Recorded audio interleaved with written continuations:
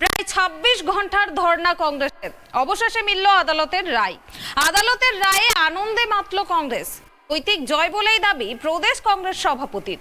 প্রদেশ কংগ্রেস সভাপতি অধীর রঞ্জন চৌধুরী জানান, আদালত রায় দিয়েছে বৃহস্পতিবার প্রশাসনের নিরাপত্তায় কংগ্রেস কর্মীরা মনোনয়ন পেশ করবে। মনোনয়নপত্র দাখিলের শেষ ধাপ সম্পূর্ণ হওয়ার প্রক্রিয়া সম্পূর্ণ। বি ফর্ম জমা দিয়ে প্রতীক পাওয়ার প্রক্রিয়া ছিল মঙ্গলবার। এমনিতেই মুর্শিদাবাদ জেলা জুড়ে অশান্তির আবহ তৈরি হয়েছে মনোনয়নের প্রথম দিন থেকেই। মঙ্গলবার কংগ্রেস প্রার্থীরা মনোনয়নের শেষ ধাপ সম্পূর্ণ করার কাজ করতে এলে দুষ্কৃতীরা ফাইল নিয়ে চম্পট দেয়, আর এই নিয়েই ধর্নায় বসে কংগ্রেস।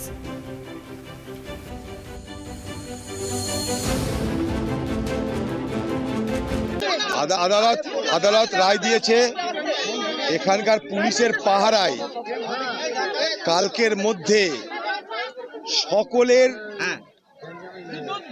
যে বি ফর্ম সেই ফর্ম জমানোর ব্যবস্থা করতে হবে এবং নির্বাচন কমিশনকে কৈফিয়ত দিতে হবে কেন কংগ্রেসের অর্থাৎ আমাদের সঙ্গে এই ধরনের অন্যায় হয়েছে।